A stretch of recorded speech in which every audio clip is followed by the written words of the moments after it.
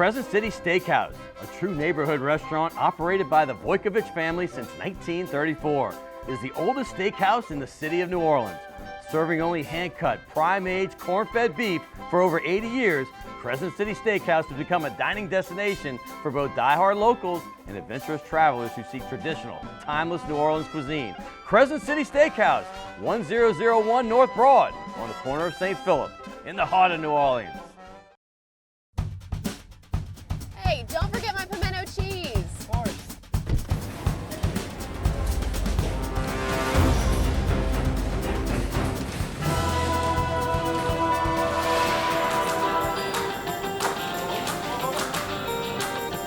It's okay, I'll take it from here. Hey, the guy get a seat! For the love of palmetto cheese. Handling a gator like this can be scary, and this is pretty risky too. But do you know what's really dangerous? Dealing with the insurance company after your car wreck.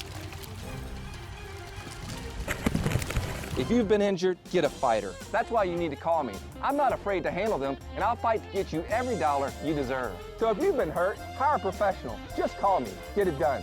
Get Gordon. Get it done. Call 1-800-653-9968. Well, here's the bottom line.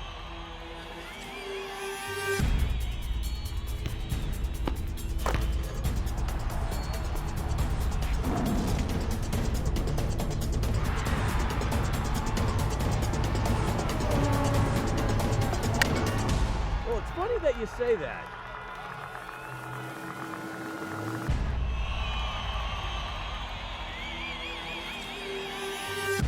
Let me tell you.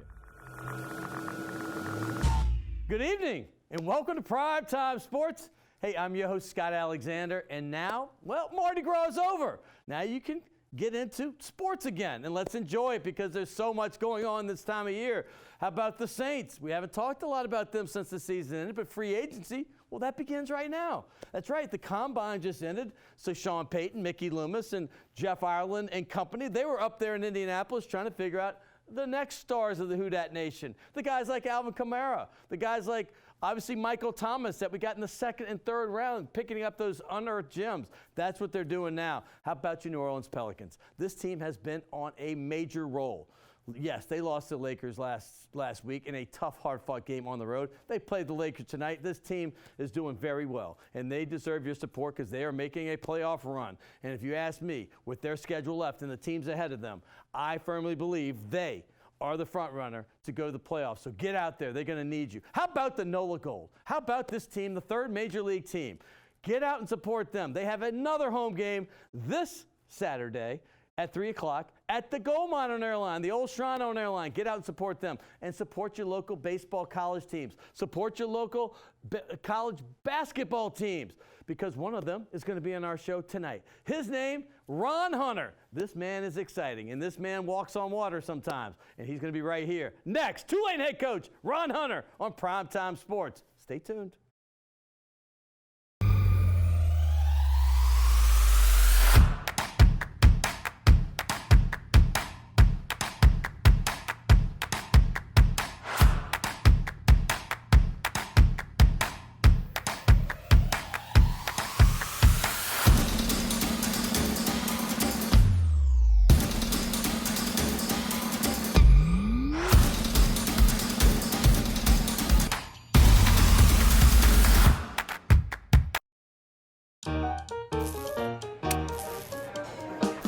Make no mistake about it, life's more fun with seafood. Oysters don't swim. They do in butter. What'd you get? A little bit of everything to make everyone happy. Acme Oyster House. Life really is more fun with seafood.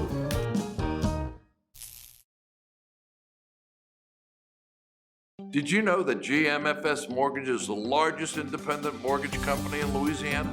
Their 250 employees have helped over 79,000 customers make the dream of home ownership come true. They funded over $12.9 billion in loans right here in Southeast Louisiana. If you're ready to buy, build, or renovate a new home, or just need to refinance, call the company born and raised here, GMFS Mortgage. Handling a gator like this can be scary, and this is pretty risky too. But do you know what's really dangerous? Dealing with the insurance company after your car wreck. If you've been injured, get a fighter. That's why you need to call me. I'm not afraid to handle them, and I'll fight to get you every dollar you deserve. So if you've been hurt, hire a professional. Just call me. Get it done. Get Gordon. Get it done. Call 1-800-653-9968. Rock and roll will never die. It's old New Orleans, my oh my. Come on, baby, let's go rock and roll at the city lane. All night, let's roll, let's rock and roll. Baby, do the rock and roll. At Mid-City Lane's the home of rock and roll.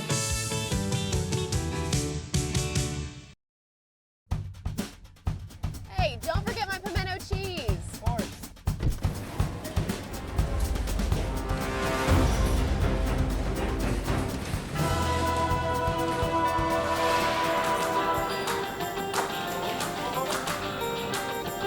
It's okay.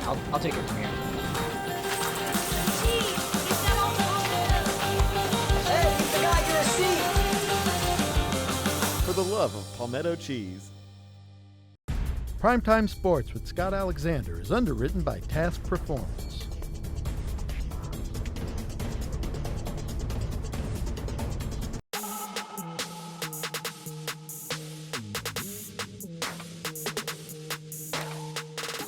Hey, welcome back to Primetime Sports. Hey, you know I love baseball. We had a Major Leaguer on last week. We had a couple big-time baseball coaches the week before. We had tons of football, but now we're back to my favorite sport. It's basketball time, and we got one of my favorite guys. He came over from Georgia State last year to come to Tulane and rebuild, or actually start from scratch, build a program that had gone 21 straight losses, 0-16 in the conference, and this team got off to a fast start, 10-5, and then they won 4 big-time conference games. Cincinnati, NCAA tournament team. Hey, a team at Temple, ask anybody that plays there. That's a tough place to win. They got that one done.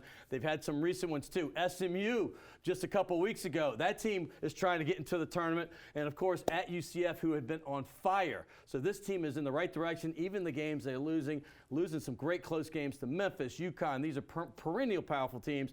His name is Ron Hunter. He should need no introduction for basketball fans, but for the rest of you sporting fans in Louisiana, we had him here the first time he got here, right when he got here back in April, and he's back again for round 2. Mr. Hunter, how you doing, Coach? I'm glad to be here, buddy. Thanks for having me. It is so good to see you. Yeah, it's been great. It's been. It seems like that was 10 years ago. It does, doesn't it? Yes, it's been a long time, but glad to be back here and talking with you. Well, let's get the first thing out because New Orleans people love you to love them, and you know, when I moved back from Atlanta, like you just came, I gained a lot of weight real fast because I started eating and eating and eating, and I still have not lost it. What's been your secret to staying so slim, and what do you think about the city of New Orleans? Well, the only secret that I've got is I decided to not eat fried food. How do you do that? I went the whole season no fried food and staying away from soda. Right. So if you take those two things away, that'll help you. So that's what I decided to do, and I think that helped me out. What's the things you like best about the food here? What food have you maybe not eaten much before or none at all, and now that you're starting to really like? Well, I never eaten oysters before. Oh, really? And so I'm actually starting to really like oysters and the Rockefellers, and so I'm into the oysters, something that I never thought that I would like. So did my first parade. Yes. Get my first Tell parade. me about that. Yeah, I've never been to the parade before. Man, that was awesome.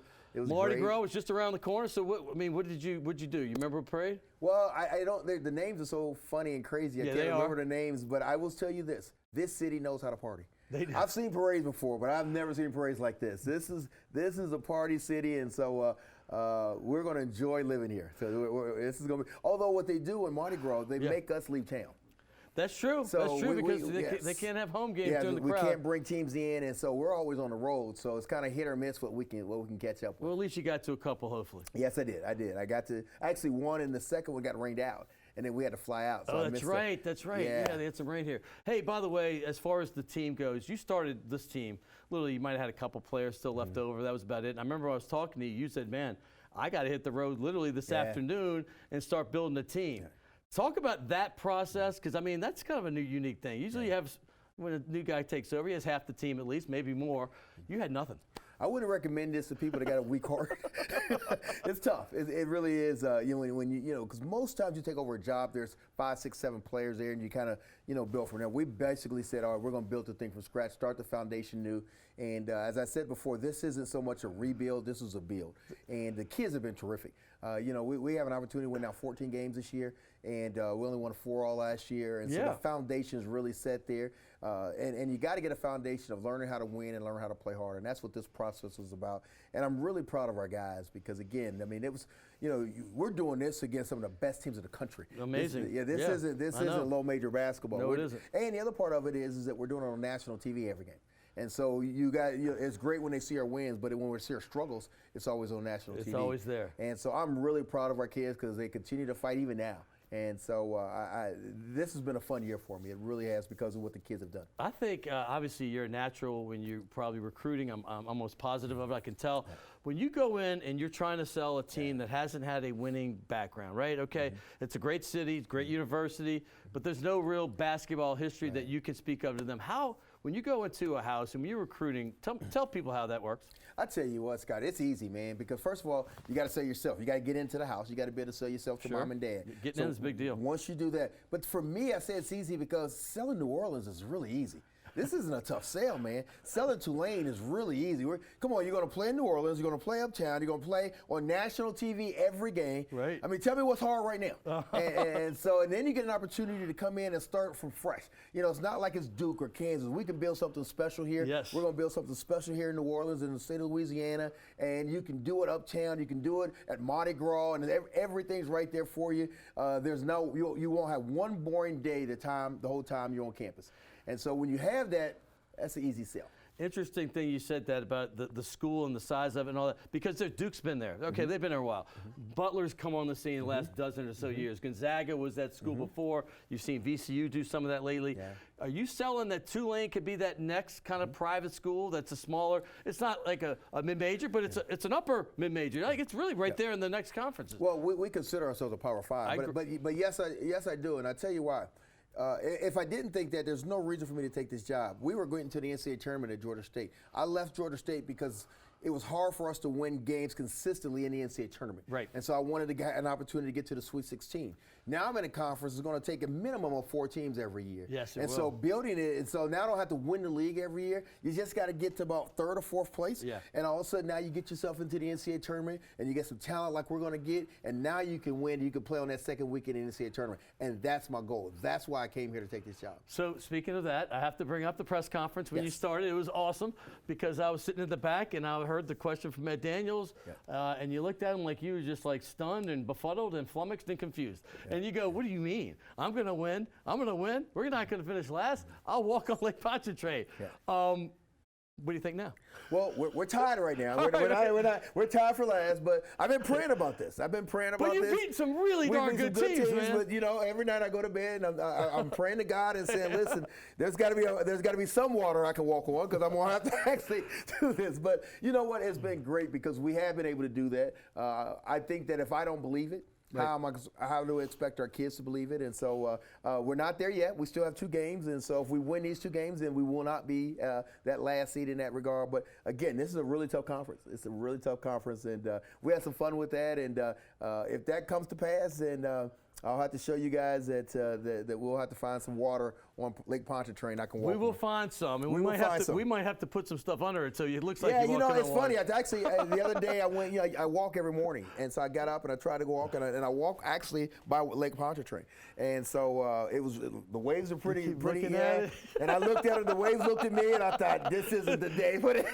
This is not my day. By the way, those T-shirts, because I went to the first game maybe, and I think They had some T-shirts Yes, made. yeah. Are those still running around somewhere? Because I Yeah. love me a XX. I tell you what, it's great because I see the students walking around on campus, and so as a reminder that, you know what, we will not finish last. But it really kind of ignited our program a little bit, and so, we're having a good time with it, so we'll see what happens. It got you on Sports Center. It got some Yeah, national publicity. Hey, we're going to come back. So I want to get your wife's perspective of the city. We're going to talk about some of the successes you've had in the past, Sure. and then how we're going to build on the future. Hey, stay tuned. We'll be right back. My man, Ron Hunter, right here. He's the head coach of Tulane Greenway basketball. Stay tuned to Primetime Sports.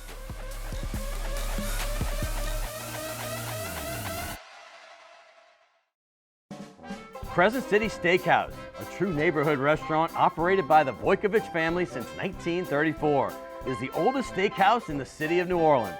Serving only hand-cut, prime-aged, corn-fed beef for over 80 years, Crescent City Steakhouse has become a dining destination for both die-hard locals and adventurous travelers who seek traditional, timeless New Orleans cuisine. Crescent City Steakhouse, 1001 North Broad, on the corner of St. Philip, in the heart of New Orleans. Did you know that GMFS Mortgage is the largest independent mortgage company in Louisiana? Their 250 employees have helped over 79,000 customers make the dream of home ownership come true. They funded over $12.9 billion in loans right here in Southeast Louisiana. If you're ready to buy, build, or renovate a new home, or just need to refinance, call the company born and raised here, GMFS Mortgage. Rock and roll will never die. It's old New Orleans, my oh my. Come on, baby, let's go rock and roll at the city lane. All night, let's roll, let's rock and roll. Baby, do the rock and roll. At Mid-City Lanes, the home of rock and roll.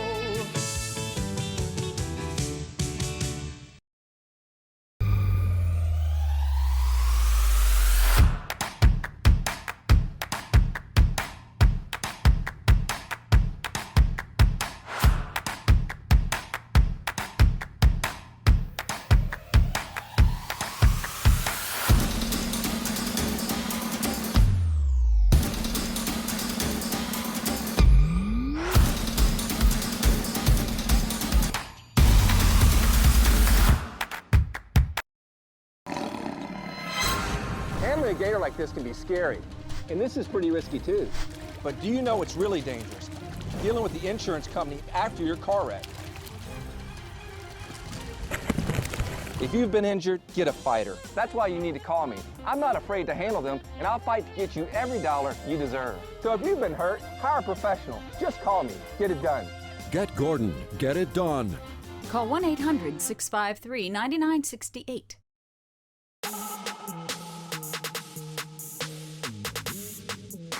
Hey, welcome back to Primetime Sports. Hey, I remember a moment about 5 years ago when my man here was in the NCAA tournament playing third-seeded Baylor. This team was rolling, kind of like they are this year, and they pulled the big upset, big shot. My son was at Georgia State. He was in New Orleans on spring break. We were at Deuce McAllister's place, and they hit that big game-winning shot. His son, right? Correct? Was he his son? Yeah, it was the biggest shot in school history, and maybe probably the biggest shot for our family because it really changed all of our lives. And of course, he was drafted after that by the Celtics, and we continued on to go to the NCAA tournament after that. And so that shot kind of lifted a lot of people. Well, RJ hit the shot, obviously, at the iconic picture of you two hugging, I think maybe even on the ground at one point. And it was just one of those pictures NCAA history will always remember. You have these great first and second round upsets. I remember Drew, obviously Bryce Drew did it with Valparaiso. So that moment, take me back because your relationship with your son's well documented. Obviously the love there with your family. What was that going through your head? Because that's such a big deal in your life.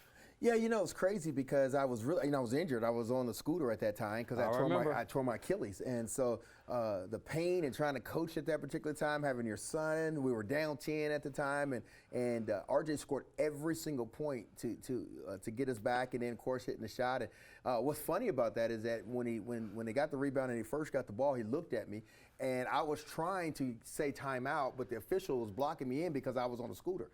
So he didn't see it, and so I always wondered if he had called that timeout, but he never listened to his dad anyway when I told him to clean his room. So that was a great time not to listen to Dad. Thank you, son. He didn't listen, and of course hit the shot, and really kind of changed the direction of everything for us. So if there's no way that he can have any more eligibility, is there a way to doctor that birth certificate and said RJ, say JR, and then just JR, and then have him come back to Tulane? You know, he came to his first Tulane game a couple weeks ago. Did he? And, okay. Yeah, and it's funny. I was walking out and I saw him, and usually when he's in an arena, we're playing together. And right. That's boy, weird. I thought, boy, I could just throw one Tulane jersey on him, and how that would really work out. A little transfer, mid-season transfer. transfer. Yeah. He's still got that 1 year left in college. So, by the way, speaking of 1 year left, talk about your team going forward. Obviously, you built on what you had the team last year. You went and recruited these players. What's going on for next season? What can Tulane fans start to expect? Well, what's great is that we've got a lot of these kids coming back, and the 3 grad transfers were huge for us. They played a great role in helping us build this thing, and with KJ and Nick and they just did a great job in that regards. And so what we've got to be able to do is we want to make sure that we're going to still take some transfers. Right. We signed a really nice 2 really good freshmen that we're excited about. We'll bring in a couple transfers, but again, the guys in our program continue to get better. Our leading scorer will be back.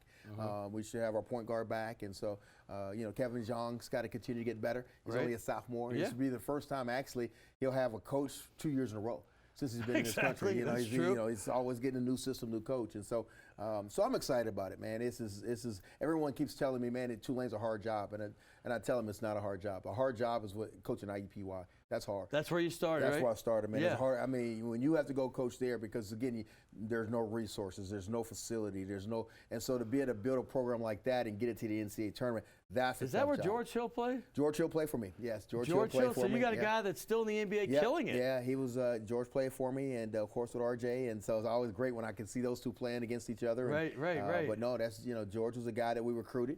And so again, if we can recruit players like that at IUPUI, we can get players here too. There's no doubt about it. Yeah, so that's the excitement about it. That's the beauty of it. So how do you approach this? Okay, you're not going to the NCAA tournament this year. We will expect it next season. Well, hold on now. Hold on. Oh, then you can win the tournament. Well, that's where I was going with it. Okay, all right. That's where I was going with it. Still got a chance. How do you approach the conference tournament is how I was going to say. Yeah. How do you approach with your players? What do you tell them? You say, obviously, you're building on what you just have done, but how, as a coach, you go in that locker room for game 1 and say, hey, we're going to go to that NCAA tournament? Well, you got to remember, coming from IUPUI and coming from Georgia State, when you're 1-bid leagues, you got to win the tournament. You got to win it, right? And so that's all I know. And so everything's about the tournament. So again, this is something that when we went at IUPUI, no one expected us to go. We won 4 straight nights, and then all of a sudden, bam, you're in the NCAA tournament. And so that's what we're going to tell you. We've been in every single game this year. No one's going to want to play us. And so this is a great opportunity for us to get to the NCAA tournament. And so there's only really one team that gets an automatic bid in your league. Everybody else gets in that large berth. So get asked. Why not us? And so we're not giving up on this year at all. I can't wait for the tournament. I phrased it wrong, but that's how I was going with it. You did phrase it wrong, Scott. I was going with that. I'm going to catch you up with that, That's Scott. exactly how I was going with it. So I was going to say, real quick, why don't we figure out, like when you're in that locker room, where's the tournament this year? In Dallas. And where's who's your first game probably going to be? You have any idea? I have no idea. They're going to be probably pretty good. Weekend. Yep, every team's good. But you've beaten the the Cincinnatis of the world. Yes. What team would you prefer to play? You just take whoever comes. It doesn't matter for us. I mean, at the stage where we're at in our program, we just want to play. Right. And so I think it's the best time of year. It's March, and so we have an opportunity. Because really what happens is that every team in the country is in the NCAA tournament. You just go to your conference tournaments, and then so that's when that starts for us. And so I'm really excited about it, and especially I've not coached in this conference tournament, and so we'll all be there. And again, why not us? And so we're going to go into this thing thinking we got an opportunity to win it. And if we don't, then we don't need to go. What's been your biggest surprise about this coaching at Tulane and coaching in this conference as opposed to where have you been? The travel is brutal in our league, and you are around the country. Yes, you're at UConn at one day, then you got to turn around and play in Houston, then you got to go play at Central Florida, then you got to turn around and go to Philadelphia, and so, my goodness, so the travel, then all of a sudden we got to get these kids back in school. These aren't professional athletes, and so the travel is something that you really got to get used to, and so, and then we, because we're playing, on national TV, you can play a Sunday night. You can play like we played the other night, Tuesday at 9 o'clock. Turn around, you got to get back for class on a Wednesday. Turn around and play Saturday. And so TV dictates so much in this league, and so you got to be careful when you're scheduling everything. And that's what I say. So it's more than just showing up and recruiting when you're building a program. All those things play a part of it. Hey, obviously, as a coach, your family is there for you, and they travel with you. Yeah. It's a tough profession. Yeah. You know it is. What does your wife think of New Orleans so far? I mean, obviously, she's a beautiful lady, and she obviously probably knows how to party a little bit. She's married to you. So what does she think about the city of New Orleans? My wife loves it. She loves it. She loves New Orleans. This is we've had a lot of fun. We've been in some great cities. We spent a lot of time in Indianapolis. We spent, of course, 8 years in Atlanta, and now we're here in New Orleans. And so, if you can't like New Orleans, there's a problem. We have, I think she's enjoying just I think she's trying to break a record to get to every single restaurant. Is that it? She got a long way to go. Yeah, I know, she's trying to get to every single year. restaurant in this city. Well, but she's doing it the right way. Yeah, but she's doing it the right way. We're enjoying it. She loves every minute of it, and we love the weather. Yeah. It's been great, and this is at the stage of our careers right now. This is a great place for us to be. So after you win the NCAA tournament this year, what goes on for a head coach like yourself, April, May, June, July? I'm just curious myself. Well, generally, there's recruiting, but like I told you, we left, and I left Georgia State. I played in the NCAA tournament. We lost to Houston. 48 hours later, I'm here in New Orleans at Tulane. So I have not had one day off. Not one. Not one day off since. You need a couple days off. So as soon as Please take a vacation. As soon as the season's over, man, my wife has kind of been on me about this. I'm going to take 2 or 3 days just to get away. Then I'll kind of reset. 2 or 3 days? Take 2 or 3 weeks. Well, we can't take too much time because we got to recruit. But but I do need to take some time because, again, this type of job and building a program is extremely stressful, and it wears on your body throughout the year. And so I got to take a little time off, and we'll do that. And because I hit the ground running and really haven't had a chance to kind of just take a step back and say, okay, get yourself together so you can get ready for next season. Hey, get out and support your Green Wave. Seriously, get out. They deserve your support. Fun brand of basketball. I've been to 3 games. They're 3-0. I got to come to more. Obviously, I'm going to recruit you to come to these games. I need a ride, so you pick me up. Yes, sir. Hey, by the way, we give gifts here. I'm going to have to give you a bigger size of my car, but we'll give you and your wife beautiful shirt. This is Task Performance. I think you know who owns that company right there. My man Al. These are great shirts here, man. I actually have a few of these shirts, and my wife has a few. I gave you your first one, I believe. Yes, you did. You actually did. You did. Because I hadn't met Al at that time. That's right. And we went over, we bought some shirts from Al, and these are unbelievable shirts. They feel so good when they put them on. If you don't have one of these, and Al, send my check in the mail, buddy. I'll give him a check. Hey, I'm going to give you VIP suite tickets. It's worth $200. All you can eat and drink. When the season's over, you're going to love this. At the Gold Mine on Airline, 10,000-seat stadium. That's a couple schedules. I'm going to get those for you and your wife. You know, I've never been else. to a rugby game. Well, until last year I hadn't either, but now I'm the COO, Okay. and I enjoy it, and I call the games on TV, so you can check it out this weekend. Hey, by the way, here also, nice gift certificate. That's right around the corner from your school. You go to lunch, start your dinner over there with it's Chez de la Chez right there. Nice gourmet food. You'll love it, too.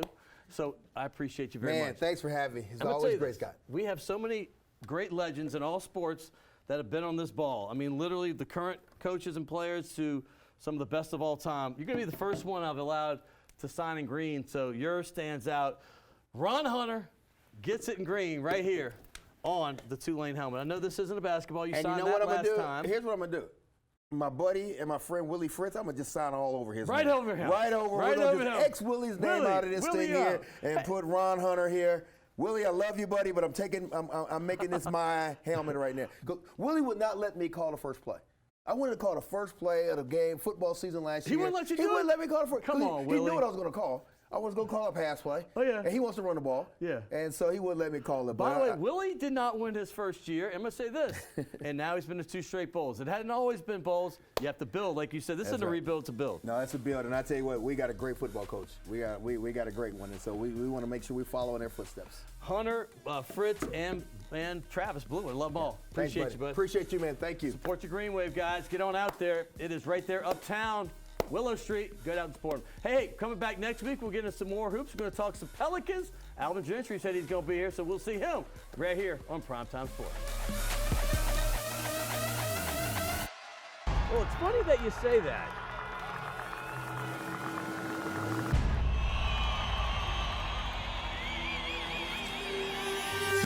Let me tell you.